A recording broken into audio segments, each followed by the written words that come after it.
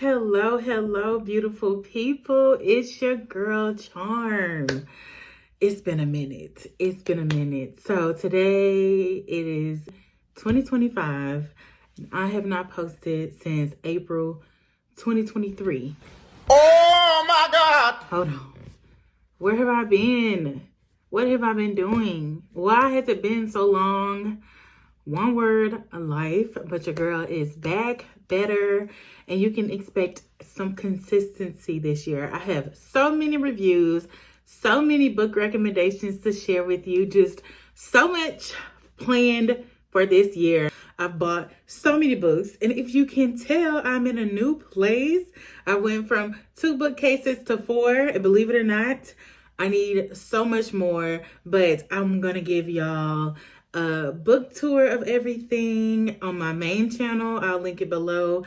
I'm going to be doing like home decor and all the things, furnishing my apartment, just all the things. So much in store that I can't wait to share with you. So be sure to stay tuned in. Follow me on all of my social medias. Your girl is back.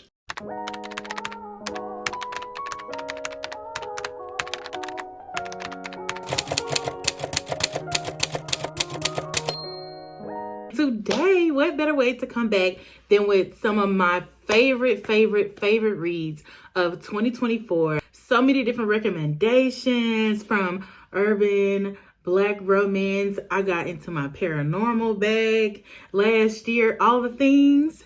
So let's get into it. Real quick, acknowledging that this month is Black History Month. So all of the books in this video, if you have not read them, throw them on your TBR, okay? Now, back to regular programming. Okay, first we're going to start with my top 5 reads, okay? This is in no particular order. I enjoyed every last one of these. Like, they were so good. I had to get the physical copy. I would read them again. First and foremost, Saint Ave by Sheree Lewis. This is a new to me author that I enjoyed so much. This was so good. I went and read most of her catalog, but this still stands as my favorite. It's about this twin boy and girl, this nanny who has gotten into the situation that she had no idea about.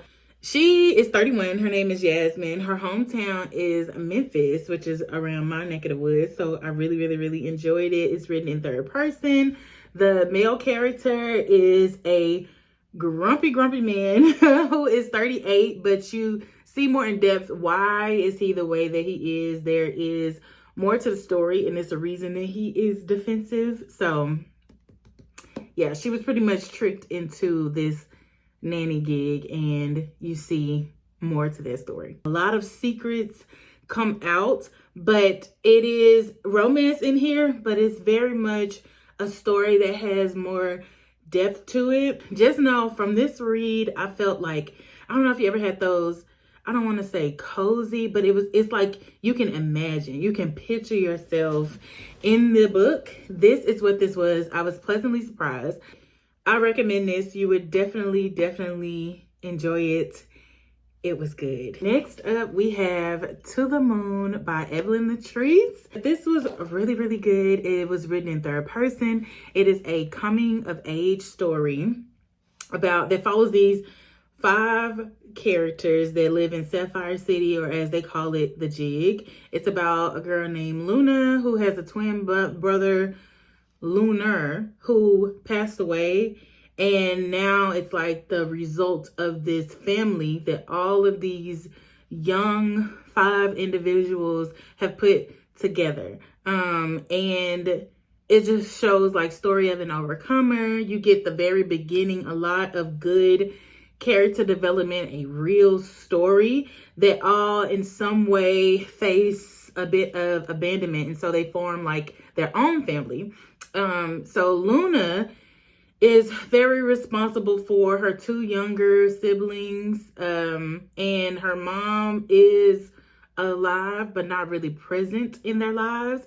And then Lunar, the brother who's deceased and passed away, his 2 best friends, Javin and French, they all kind of look out for each other because Lunar was this large figure in all of their lives. And it was sort of like, what do we do now that he's passed away, now that he's gone? So Javin is on the track to be a NFL player. And so like the story is from when they were younger, then it progresses into them growing older. Luna is into poetry, into writing music.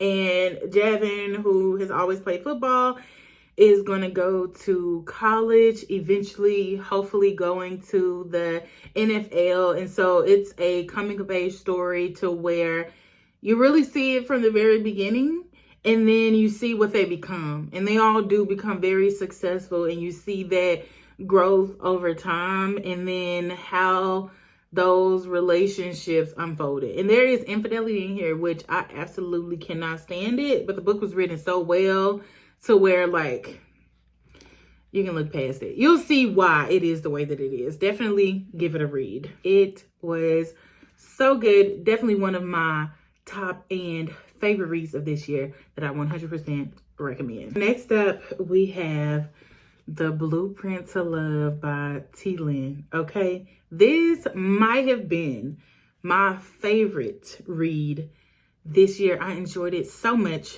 T. Lynn is a new to me author as well. I loved it so much I went and read probably her entire catalog. I will say she has a lot of typos in her books, but her writing is really good. So this is book 2 of Brothers. The first book is called All the Smoke. It's about a brother named Smoke or whatever, a lot more rough and rugged than this brother here. And then he was introduced in that story, but you do not need to read that story first. But I like character development, so I read it first, and it was still good, and that is where he was introduced. So this is about a guy named Noah Tate. He was wrongfully put in prison and is finally out of prison. And then you see how the story unfolds with him. You get a lot of the backstory on what happened with that situation, why he went to prison in the first place. And if you learn more about his character, the way that he was introduced in All the Smoke, like, he is a Christian, a man of faith. He's not perfect. He chooses not to curse. He chooses not to have sex and all the things, but like, is not a judgmental person at all. It's just an all-around good guy. So it made no sense for him to be in prison in the first place. He really was kind of, his brother Smoke loves him so much and is not understanding why he was in prison in the first place. He felt like his parents were not doing enough to get him out of prison, and he was the only one fighting for it. Eventually, Noah does get out of prison, but you get so much more to the story. A lot of family secrets come out, a lot of things are revealed, and so this actually ends up being a arranged marriage type trope. Also, but done very well, like in a good way. I like that he's his own man. Very, very, very much swoon worthy and all the things. Now that he's out of prison, he gets a gig from his dad, through his dad. I think he and Smoke's dad is a pastor. That's a whole other story. But anyway, he gets a gig as a favor through this construction company. He's a hard worker.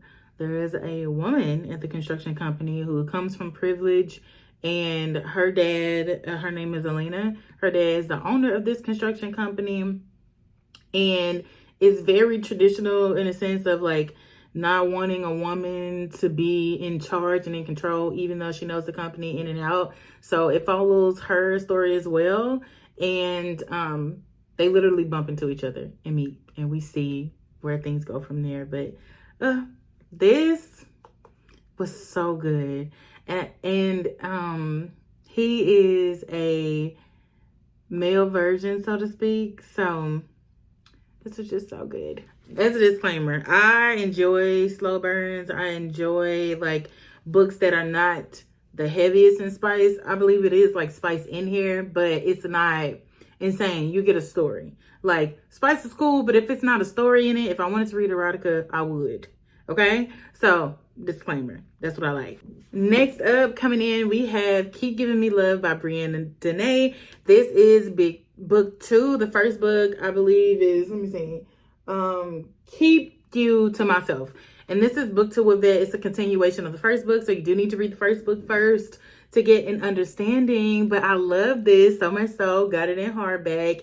And I love it because it is an urban fiction, urban romance, but it's not your typical like rich drug dealer. It's not that he comes from money or anything like that. You see his growth over time. He started off as a foster kid from around the way in the first book, and he was really good at like keeping himself together and cleaning. And so he meets a person, like this girl that he has this unconventional relationship with because he saved her from something. And then he meets her sister, who is a chef or cook. I forget exactly what she is, but she's very like well put together, financially stable. They meet. I believe he ends up cleaning for her, and then the story goes on from there. You learn about his life experiences, where he is, but it was just so sweet because I love when you have mature characters that appreciate peace. Was there drama? It was. So then in this book too, it's a continuation of like baggage from the first story, a little more that you get from the first story, but it was really good because it's not, this is pretty thick in my opinion. So it's not like an extended epilogue. It's a book too that I could just read about them all day long. Next up is The Closer I Get to You by Ashley Nicole. Ashley Nicole is a really good writer. I've read a lot of her books. A lot of times she has funny books, but this one is more on the heavy side. It has a lot of heavy themes. So I'll give the trigger warnings, I guess, after the book so that it's not any spoilers. But this follows Lou and Samantha. And Lou is this emotionless man who owns this post-cleanup construction company. He's a single father, if you want to call it that. And he comes in contact with a lady named Samantha, who is a TV program director. She's like very, maybe promiscuous, if you want to put it that way. She's not afraid of men at all. And so a woman who's really like out there, I wouldn't say bubbly and fun, but she's definitely like social, meets this guy who's a bit of a grump and is not social at all. But there is so much more to his story, so much depth, and you learn why is he the way that he is. And it was a bit difficult because you find out that he has his daughter that he doesn't take care of, which, you know, I'm like, okay, bum, okay, deadbeat. But when I say there is so much more to the story than that, it is not as linear as it seems. And so then it becomes really sweet because on the side, Samantha teaches art class for kids or for young adults or whatever. His child ends up taking that class, meets and forming a relationship with Samantha outside of him, even though he has no idea that they even know each other. And so it's kind of like she's this conduit to help restore the relationship between he and his daughter after a series of traumatic events happens, and she ends up having to live with him, somebody that she's had an estranged relationship with her entire life. And so you see him becoming a person of more emotion over time, learning more about his story as he develops this relationship with his daughter and develops this relationship with Samantha. But oh my gosh, such a good story. But like I said, very, very, very strong trigger warnings and themes in here, like abuse and others. So recommend this if you can handle that. Okay, so moving along to just more of the books that I enjoyed. It was a total of the next 10 books that were my favorite and top reads of 2024. Losing Control by Lady Nisha. This follows a guy named Czar, I believe. It's C-Z-A-R. And Marley is written in third person. Takes place in Detroit, Michigan.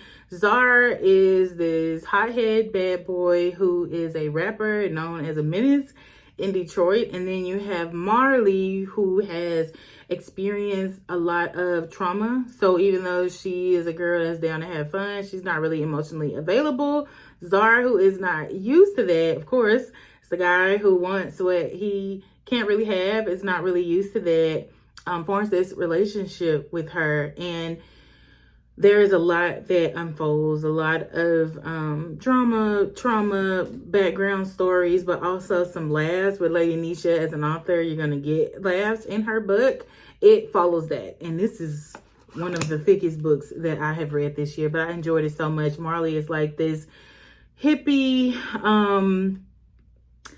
lady who lives in a van, and it just goes from there to somebody or a guy that Zara, or a lady that Zara is not used to encountering, and you get to learn about the trauma that she's experienced, why she is the way that she is. But it is a really, really, really good read with laughs, and it was just enjoyable. I really enjoyed this read this year. Recommend this one. Next up, we have Lessons from a Hidden Treasure by Antoinette Sherrill. This book was good. Also, it's another thick book. Anybody knows me, knows I love thick books, character development, all the things. So this is book 4 in a series that I read in 2023, I believe. I'm not sure when I read it, but that series was really good. Also, I believe like Savvy. It's in the back. I'll pop it on the screen or whatever. That's a really good series. Now, you don't necessarily have to read the other 3 books for this one, but I do recommend it because she's introduced in the very last book of that. Pierre is also all throughout that book. Her name is Treasure. His name is Pierre. It's a bit of a slow burn. It's like they're in their own world, and these unlikely people form this relationship. Pierre is a single dad with serial baby mamas, a serial BD, so to speak.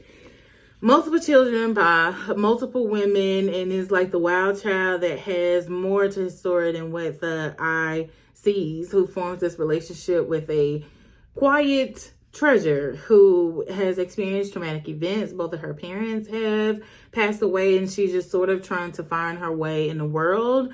Both of them are college age, and so this story follows these 2 individuals who are presented one way to the world, and Pierre, who is wild to the world, is able to be his full self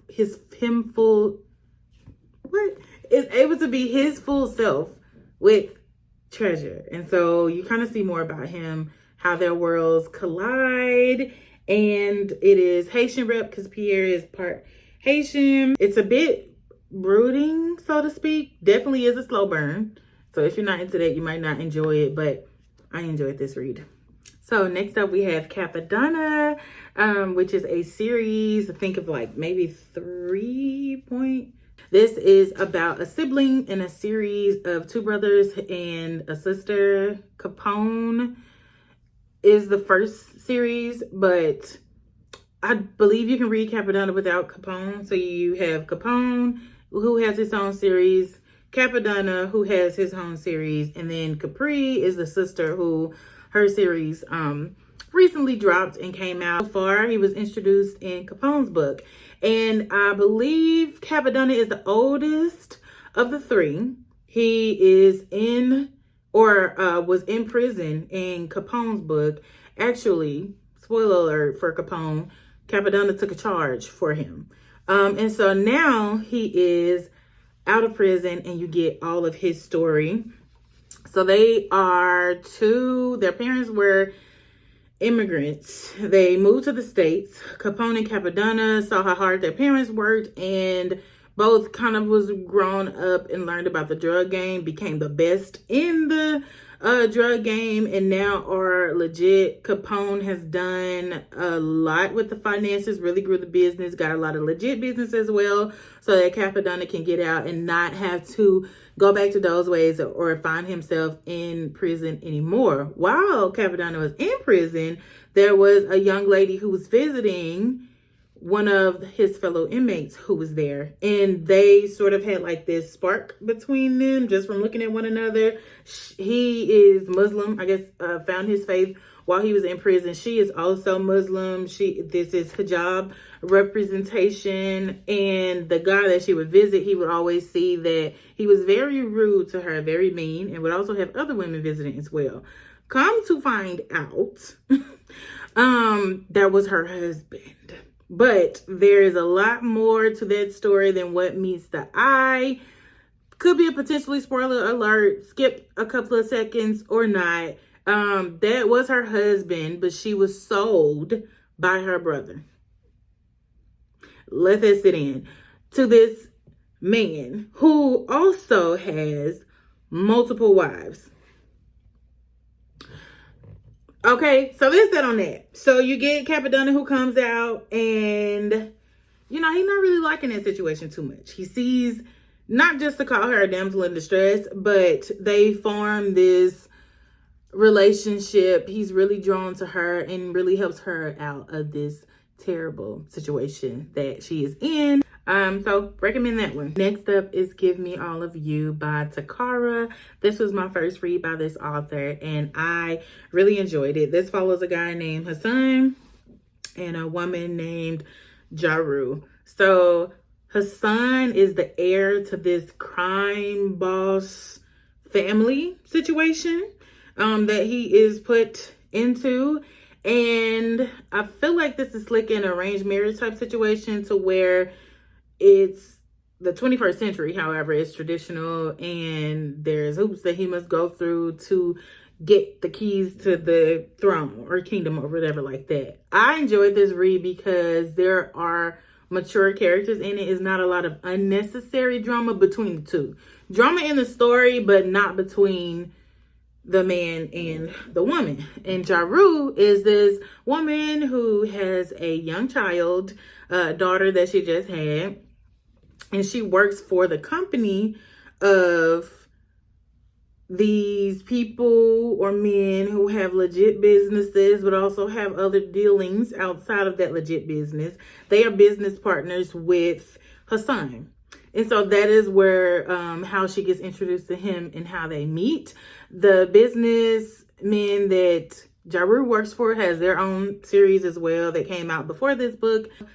Jaru, the father of her child, come to find out, this could or could not be a spoiler, so skip if you like, is a married man that she did not know was married, who is also this prominent physician, air quote, who is a complete deadbeat, wanted nothing to do with her, did not want to share anything with her at all, but just went after this younger girl because she would not have dealings with this man.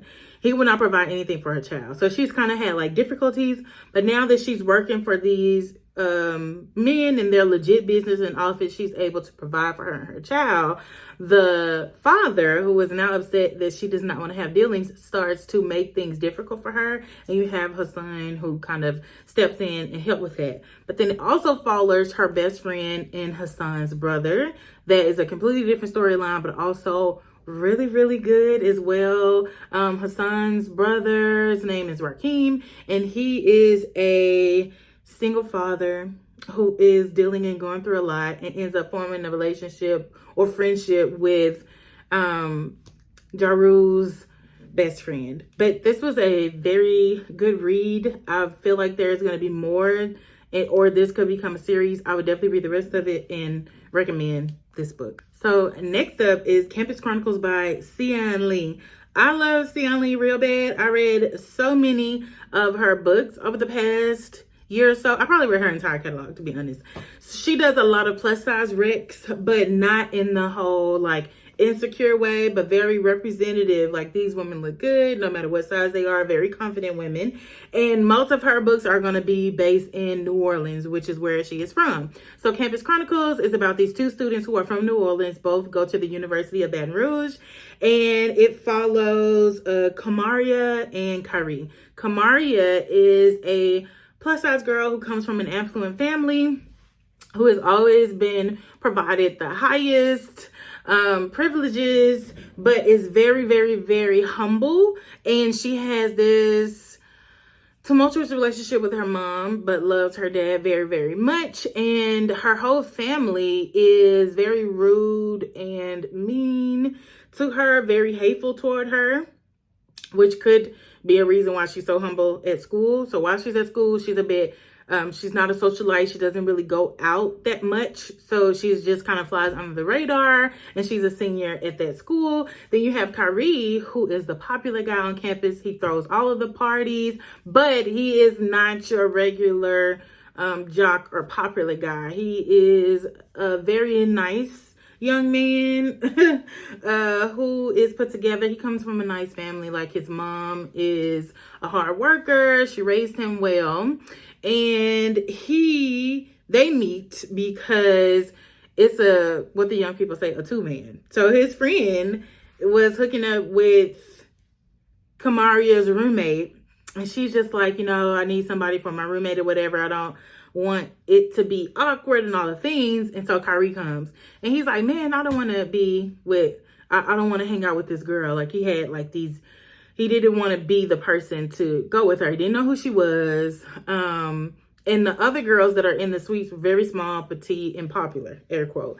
So he ends up going anyway and really enjoys his time with Kamaria, who is not pressed about him. Like, she's just like, I know what this is. It doesn't have to be a thing. You don't have to entertain me. But he really enjoys spending time with her, realizes that she's a really cool person, wants to continue after, and she's like, well, I'll let you off the hook. And so he is not used to a girl that is not falling all over him.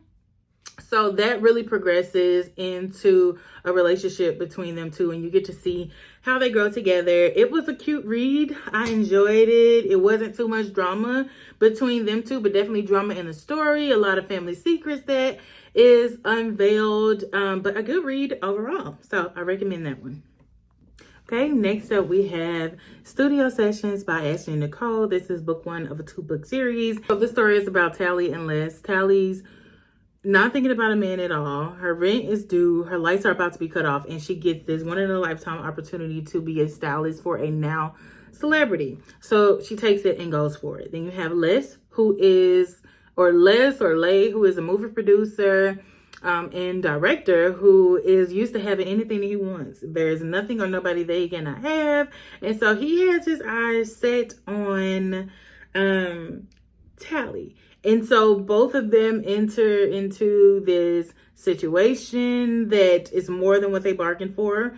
Emotions and relationship is there, but she's damaged and so is he. And so maybe he's gotten more that he bargained for. And you learn about these two. It's good. Next up, we have Love Letters from a Gangsta that follows LaQuay Compton and Scotland. So this is book 3 of the Compton series, I believe. No, the Crenshaw.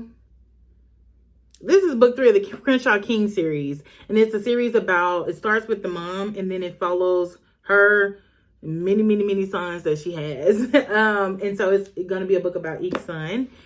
And this has been my favorite so far about LaQuay. He is the laid back, quiet one, but the silent yet deadly type. And he is a legit businessman, but also has a drug empire that is under wraps that people don't know about. So it starts with him having an encounter with Scotland, who is isolated from her family in this abusive, domestically violent relationship. On some get back type stuff, she is open to a one-night stand that happens between LaQuay and another. And so she leaves. She doesn't share her name. His name was not the real name that was shared. She didn't share her real name either. They go their merrily way and never see each other again. She is also a part of this group, and one of the things that they do is write pen pal letters to those who are in prison. So time passes, and she's writing letters to someone that she's not aware of who they are in prison. Come to find out, it is Mr. LaQuay himself, and they are not realizing that they are writing one another in prison. Get out, meet each other, and he's like, I've had these 2 encounters with her. It kind of falls for her through the writing of the letters, and then the story goes from there. It was a good read. I recommend it. Next up, we have Ledge. So this is about one twin. His name is Ledge. His brother's name is Law. Law is the crazy one. This is the chill one. He is a club business owner who has an encounter with this young lady named Halo, who goes to the bar that night, did not realize that he was the owner. They have a one-night stand. He never hears from her again. Somehow he figures out where she lives or where she stays. This one-night stand ended up in, potentially this is a spoiler alert, so it ends up in a pregnancy that happens. But Halo has agoraphobia. She has this insane fear of, well, not to say insane fear, but she has this fear of public and going out and will not leave her house at all. So this whole book is about this man who is wanting to be in his child life, wanting to be there for her, of this lady who is completely afraid of everything that he knows nothing about. She doesn't share that with him. And then you learn more about the story. Why is she the way she is? How does he penetrate into her home and into her life to be there for his child? Very interesting read. And I did some rereads for 2024. Some of my most loved reads that I read every year. It is by Nia Forester. I started from the beginning. It's the Afterwards series. Afterwards and Afterburn. So this is about a guy named Chris Safe, who is a music mogul. He has created this multi-million-dollar company, is known as like a tough guy in the industry. And so for this, I'm just going to read the back. Like the synopsis says, Robin Crandall thought she had the life she'd always dreamed of with her childhood sweetheart until he asked for a divorce. Gone with him are her hopes of a perfect home and family. Moving back in with her mother, broken. Robin has no plans to do anything other than lick her wounds and hold on to her faltering career. But then she finds herself unexpectedly drawn to a man who has everything and yet seems to have nothing at all. Every single milestone Chris Safe sets, he's reached and surpassed. The one place he feels out of his depth is being a father to his 3 kids, all of them practical strangers, and dealing with their mothers who view him as a never-ending source of income. Between that and managing his music empire, he doesn't have time for distractions, but one shows up anyway. Robin is a woman who deserves the kind of life he doesn't feel equipped to give her, but walking away may not be that easy. This was a good read. It's also the story of like a woman who finds herself, who's overcoming, a business-minded man, where they meet in between. It was really good. And then the next book is, I don't have it up, but Young, Black, and Rich, which is about Chris Safe's son, Deuce, or Chris Safe Jr. That's the first book, Young, Black, and Rich. And then the second book is Rhyme and Reason.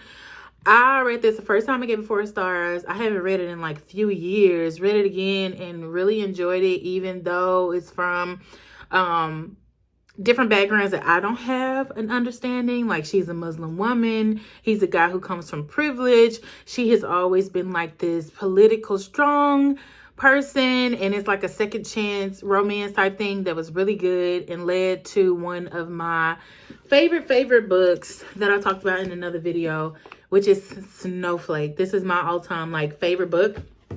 And this is about Deuce's best friend Kaleem, who is like the party guy, fun guy around campus, who is training to be an Olympic track star, but he is running from his emotions. College romance of these 2 neighbors who get snowed in. Asha, who is the non-talkative, non-social, quiet butterfly that's across the hall, and Kaleem, who is this socialite and popular guy on campus, and what that looks like when they get snowed in during the Thanksgiving break. And it takes place at Penn State, as does Deuce's book, which also leads to my next 2 favorite. This is my comfort read, Silent Nights by Nia Forester, and the second book to that is The Darkest Morning. So these 2 characters is Summer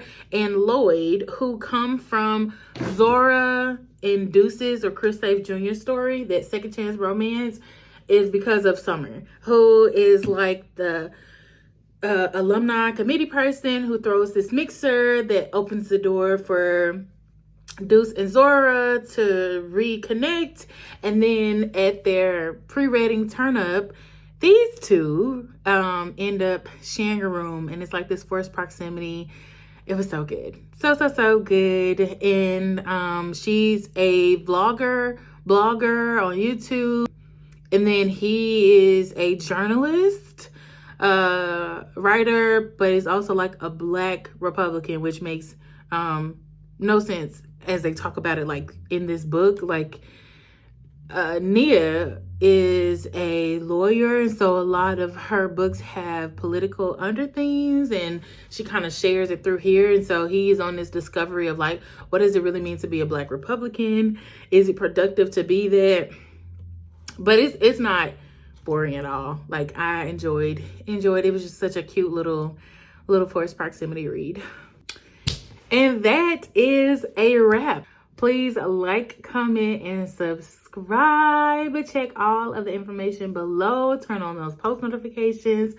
Your girl is back. Your girl is back. Until next time.